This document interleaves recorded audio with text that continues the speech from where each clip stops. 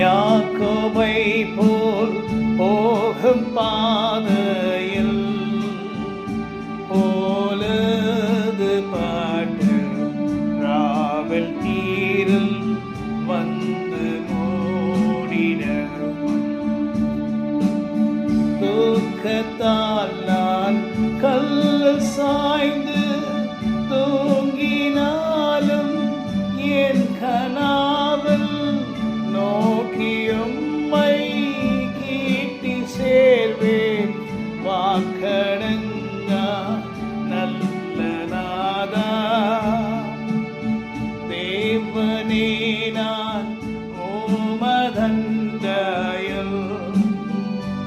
ஏனம் நெருங்கி சேர்வதே என் ஆவல் பூமியில். யாக்கோபு துரத்தப்பட்டார், தன்னுடைய சகோதரனால் துரத்தப்பட்டார். யாக்கோபு பயந்து ஓடினார், தன் சகோதரனுக்கு பயந்து ஓடினார். ஏசா என்கிற தன் சகோதரன் தன்னை கொலை செய்வார் என்ற பயத்தில் எல்லா ஆசீர்வாதங்களும் அவருடைய தகப்பனிடத்தில் பெற்றுக்கொண்ட பிறகு அவர் பயந்து ஓடினார். ஓடுகிற நேரத்திலே ஒரு கல்லை எடுத்து தூக்கம் வருகிற நேரத்தில் இரவிலே அதில் சாய்ந்து தூங்கும்போது பரலோகம் திறக்கப்பட்டது.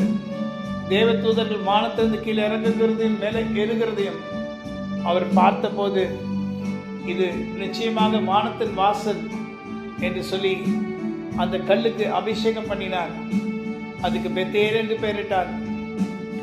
ஸோ ஆண்டவராகிய கர்த்தர் நம்மை கஷ்டமான நேரங்களிலே, நம்மை துரத்தி விடுகிற நேரங்களிலே நம்மோட கூட வந்து இருந்து தேவ தூதர்களை வானத்திலிருந்து கீழே இறக்கி விட்டும் கீழிருந்து தேவ தூதர் மேலே ஏறுகிறதையும் நம்மை பார்க்கும்படி செய்து, மகனே மகளே, நான் உன்னோட கூட தான் இருக்கிறேன், என் தூதர்கள் உன்னிடத்தில் இறங்குகிறதும் உன்னிடத்திலிருந்து மேலே ஏறுகிறதையும் நீ பார்ப்பாய்.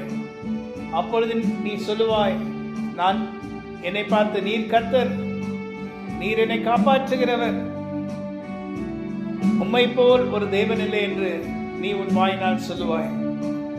நம்முடைய ஆண்டவர் நல்லவரும் நன்மை செய்கிறவரும் அநேக இக்கட்டிலிருந்தும் நம்மை விடுவித்து நமக்கு ஆரோக்கியம், சமாதானம், சந்தோஷத்தை அருளுகிறவராயிருக்கிறார். ஆமென். God bless you. Have a wonderful day. Amen.